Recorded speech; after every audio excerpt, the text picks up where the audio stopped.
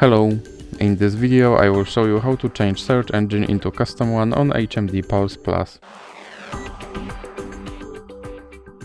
So you have to start by opening your internet browser and now click on search bar and you have to go to your custom search engine website, and for this video I will use yep.com. And now you have to search something using your custom search engine.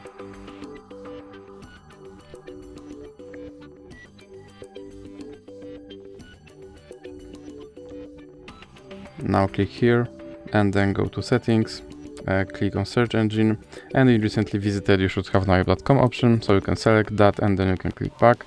And as you can see, my search engine is set to Yep. So that's it for this video. If you liked it, please remember to leave like and subscribe.